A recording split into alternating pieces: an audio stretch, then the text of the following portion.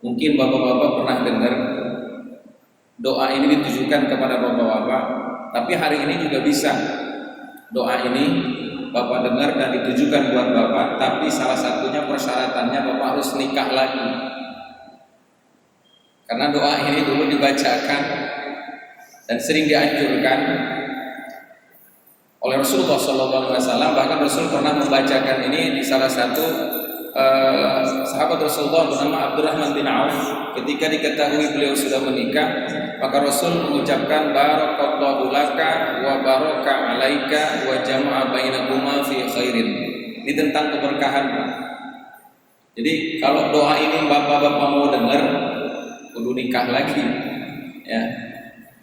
Karena itu doa buat orang yang baru menikah. Salah satunya sahabat Rasulullah, ada Zubair bin Awam, kemudian ada Abdurrahman bin Auf yang mendapatkan doa dari Rasulullah. Kalimatnya barakallahu laka wa baraka alaika wa jama'a bainakuma fi khairin. Ada yang ditambahin wa afiyah.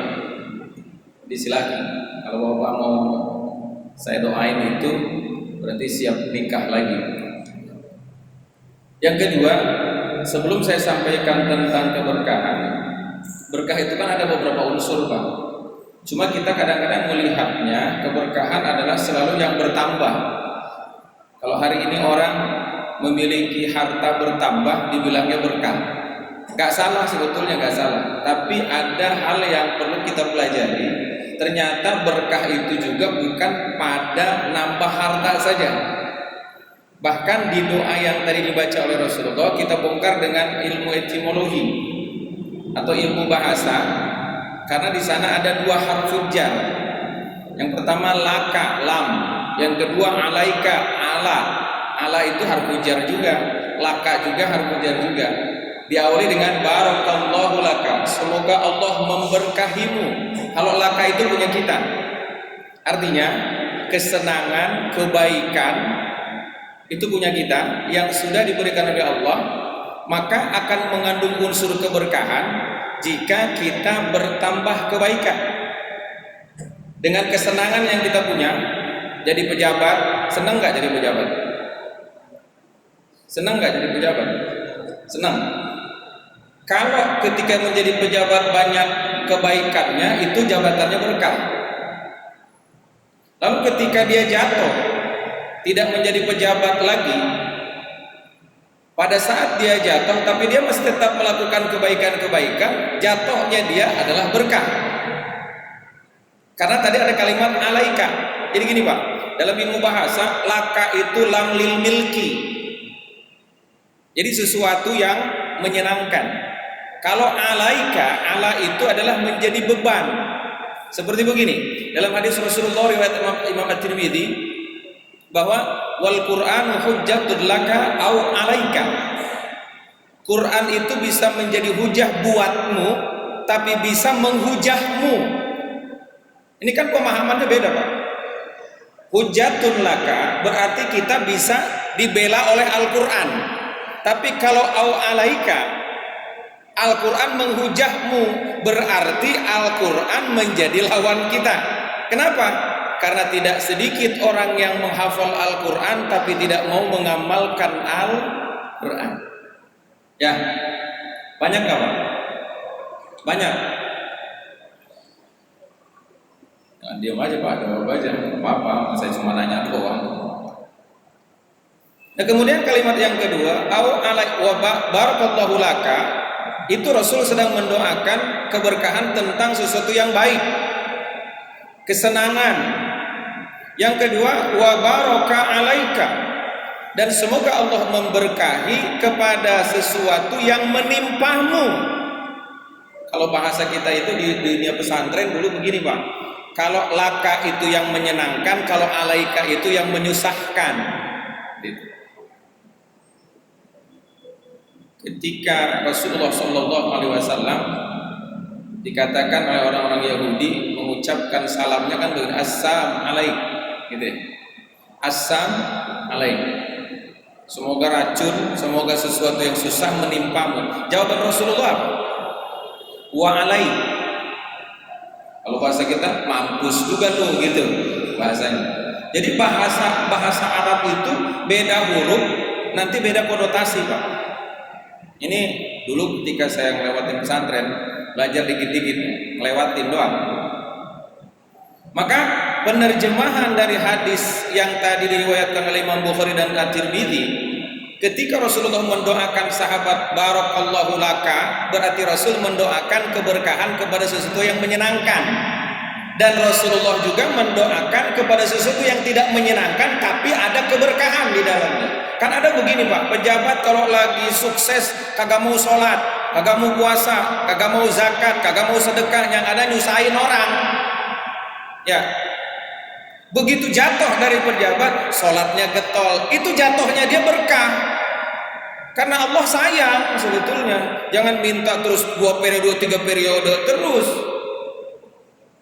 Ya Pak, ya kenapa jadi 3 periode? Tinggal ngomongin, nyinggung doang dikit Pak, nggak apa-apa kan, kagak nyebutin nama ini. Ya, kan ada orang yang minta 3 periode, 2 periode aja susah banget. Ya Pak, ya Pak kagak? Susah banget jawab iya aja. Kan saya nanya, Bapak tinggal jawab doang. Nggak boleh nyebutin nama. Kalau nyindir memang harus mengkritik, itu diperintah dalam agama. Hadis riwayat At-Tabrani, hal yang paling susah adalah memberi nasihat kepada penguasa. Itu yang paling susah, Pak. Kata Imam Nawawi, Imam Syafi'i dalam kitab Ad-Durar bi Aqwalis Salaf, bahwa kata Imam Syafi'i, seberat-beratnya perbuatan baik adalah memberi nasihat kepada orang yang sedang berkuasa, apalagi sering memberi manfaat kepada kita. Paham Pak? Paham?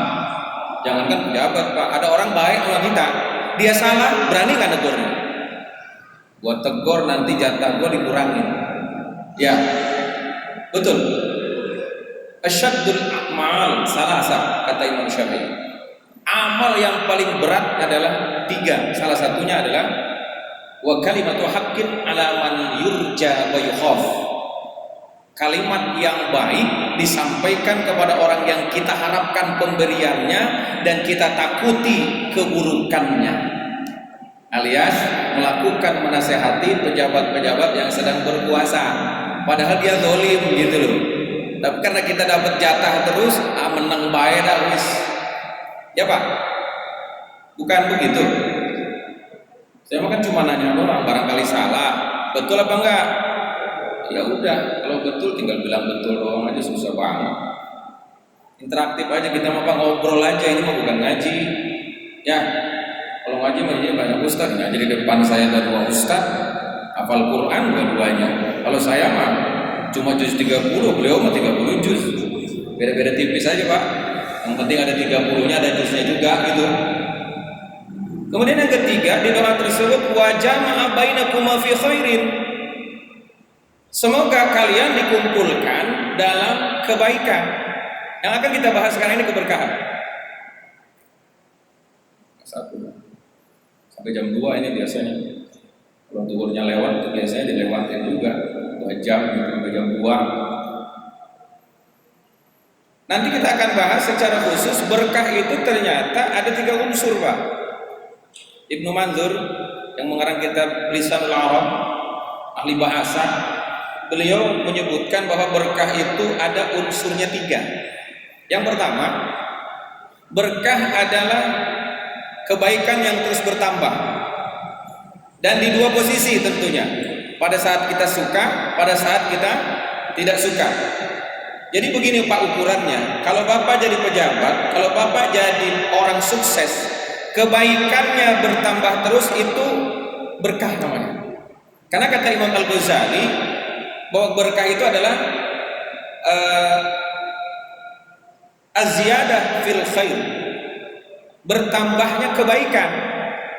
Az-ziyadatu fil khair hiya al-barakah. Keberkahan itu adalah, kata Imam Al-Ghazali, kebaikan yang terus bertambah. Jadi kalau kita hari ini punya harta, terus berbuat baik terus, berarti hartanya berkah.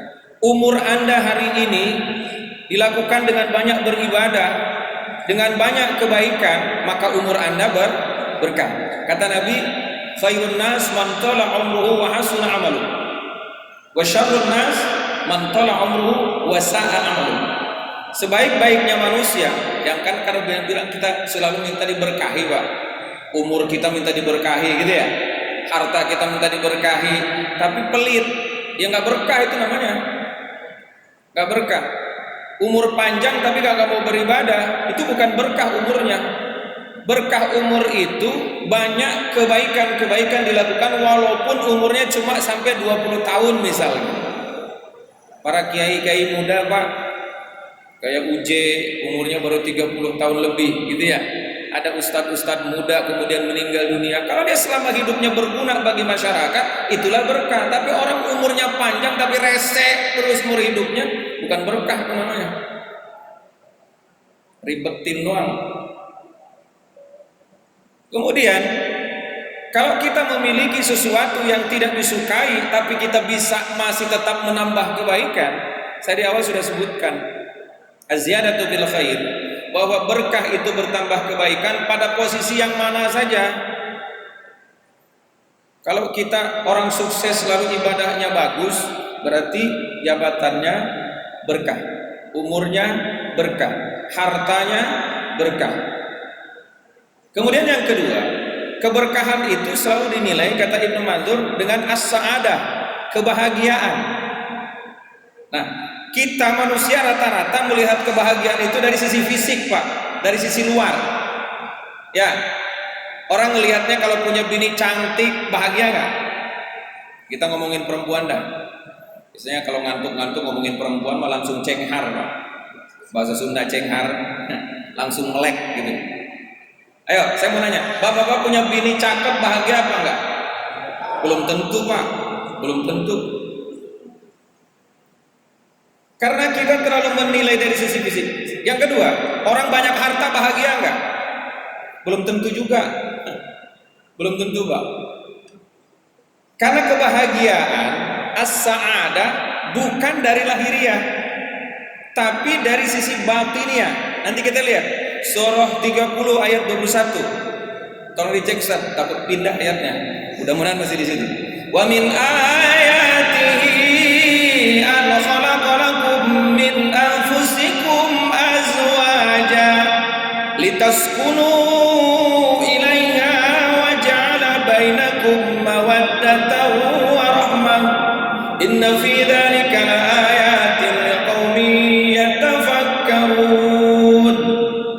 Suratnya ke-30 ayatnya 21. Posisinya sebelah kiri baris ketiga dari atas, baris keempat dari atas. Coba dicek aja, takutnya pindah, Pak, ayatnya. Ayat ini sedang menggambarkan bahwa ada kalimat yang pertama an khalaqalakum. Khalaqa itu nanti ke depannya ada litaskunu ilaiha. Sukun itu tenang, nyaman gitu loh. Jadi sebetulnya berkah itu sejauh mana hidup kita nyaman. Itu yang pertama. Punya bini yang cakep sama yang jelek, nyamanan mana, Pak? Saya nanya nyamannya. Pak, saya lagi nanya, tolong dijawab. Punya bini cakep sama bini jelek, nyamanan mana? Yang jelek, Pak. Punya bini cakep jantungan, mana-mana takut diambil orang. Ya. Yang kedua juga punya bini cantik itu banyak modalnya.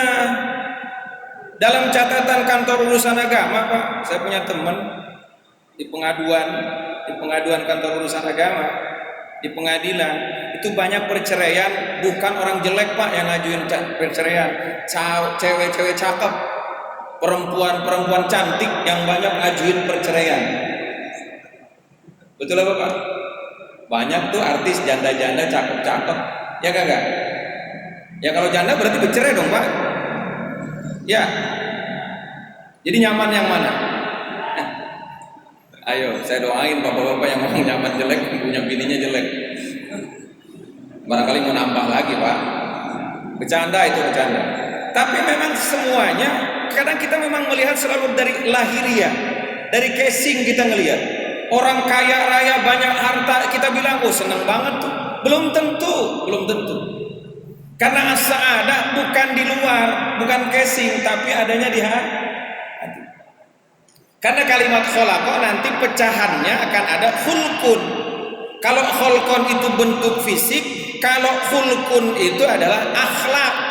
Akhlak itu kan dari dalam, Pak. Kita punya bini cantik tapi nggak punya akhlak, bahagia apa kakak? Enggak. Maka mesti dua-duanya sebetulnya. Cantik lahiriah, cantik batin. Kalau misalkan kita punya bini cantik tapi akhlaknya kurang baik, maka naten yang disyukuri alaika. Keberkahannya berarti kita harus bersabar menghadapi istri cerewet, bawel. Ini namanya perempuan mah di mana-mana cerewet, bawel, Pak. So, coba aja. Ini studi apa namanya? Kalau dalam bahasa Imam Syafi'i itu qiyas istiqra. Cari survei gitu loh. Coba bapak-bapak survei. Kalau ada laki-laki sering ngomong cerewet, bawel, ibu-ibu ngomongnya apa? Ini laki-laki mulutnya kayak perempuan gitu. Begitu ya? Ya. Berarti yang cerewet siapa? Ya ibu-ibu lah. Kalau ada laki-laki suka ngomong cerewet, bawel, ibu-ibu suka ngatain. Bapak-bapak mulutnya kayak perempuan. Yang ngomong perempuan. Jadi sudah mengakui berarti perempuan bawel, cerewet gitu ya. Maaf ibu-ibu, untung kagak ada ibu-ibu. Ada ibu-ibu disambit nanti pulang. Yang kedua, as-sa'adah. Karena sesungguhnya kebaikan yang akan muncul. Jadi begini Pak, kalau Anda hari ini punya harta banyak, pertanyakan Anda hidupnya senang apa tidak? Kalau hidup Anda dengan harta itu menjadi senang, bahwa ada indikasi keberkahan. Tapi begitu Anda memiliki harta yang banyak malah jauh dari Allah, jauh dari sedekah, malah sewenang-wenang. Hari ini rakyat lagi susah, ngumpulin duit melulu. Itu tidak berkah namanya. Ya Pak, pertanyakan saja kepada kita. Kalau hari ini hidup kita punya istri tenang, kalau kita hari ini punya istri walaupun tidak terlalu cakep, tapi dia cukup menenangkan kita, berarti rumahnya penuh keberkahan. Kalau nanti sakinah mawaddah warahmah kan beda lagi Pak doanya. Biasanya kan begitu. Kalau kita lagi nikah didoain sama teman-teman kita ya, semoga rumah tangganya samawa, gitu. Sakinah mawaddah warahmah. Sakinah itu ya tenang, anteng. Kalau memiliki dua sifat tadi, kholaqa dan khuluq. Tapi yang lebih dominan itu khuluq sebetulnya Pak. Fisik tidak terlalu menjamin. Saya katakan di awal, tidak terlalu dijamin perempuan cantik membuat kita bahagia, tidak. Karena kecantikan juga kalau kita sadari kan cuma sampai 40 tahun doang Pak. Ya Pak. Bapak-bapak hari ini ngaca Pak. Dulu ganteng banget, cover boy, ya kan? Ya, cakep banget. Giliran sekarang ngaca. Ini gua apa bukan ya? Kayaknya dulu mah bukan begini gitu. Ya memang segala sesuatu akan terus berubah. Jadi kalau fisik ini, Bapak hari ini, kalau misalkan kita ngurusin badan inilah, taruh kalau perempuan kan biasa begitu Pak, dandan bedak ini segala macam dipakai, casing boleh cakep, tapi daleman kan nggak bisa dibohongin Pak, betul. Maka yang akan menjadi kebahagiaan dan keberkahan dalam diri kita, dalam keluarga kita, bukan kecantikan dan bukan ketampanan, tapi akhlak yang mulia. Wa innaka la'ala khuluqin azim.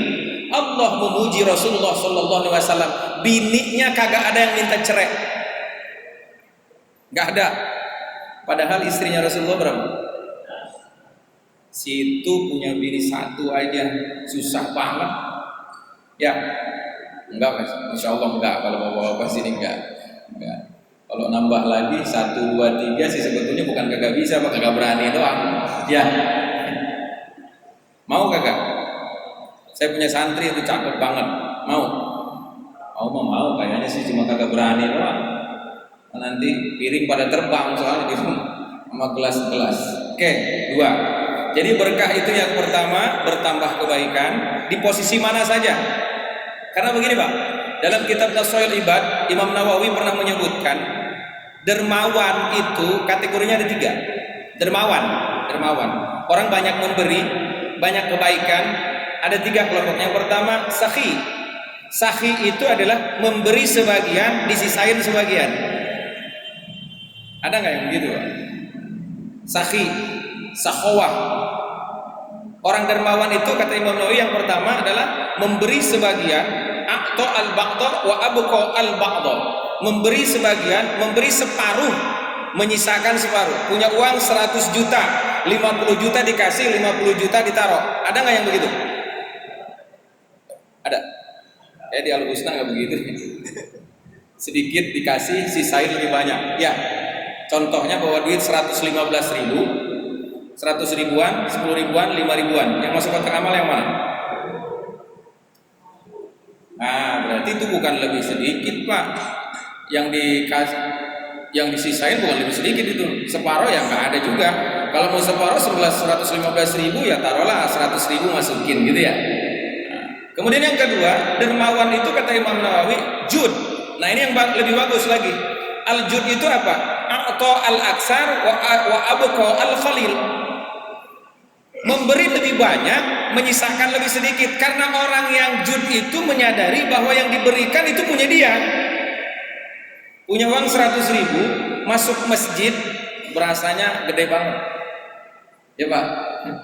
Bodi 100 ribu, selembar-lembarnya ke masjid gede banget tuh duit, mau dimasukin agak ada lagi, tapi coba dibawa ke supermarket, kayaknya kagak ada harganya tuh 100 ribu.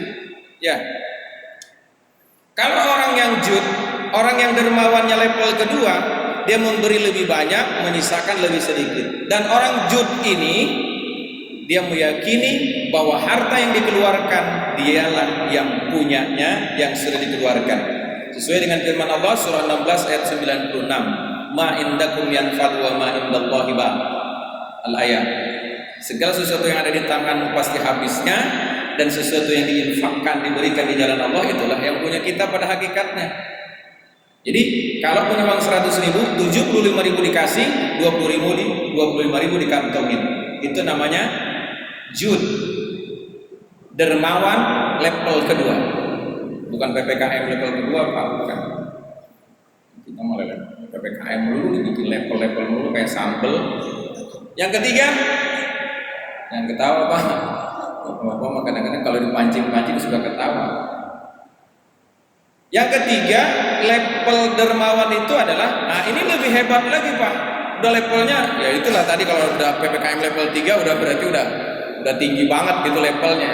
Nah ini level yang ketiga, dermawan adalah al-isar.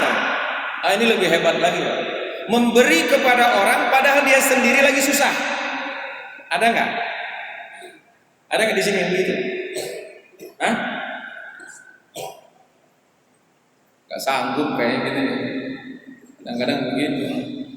Nah ini Pak, lebih baik kalau memang Anda pandai dan bisa melakukan yang ketiga, ini tempatkan buat orang tua.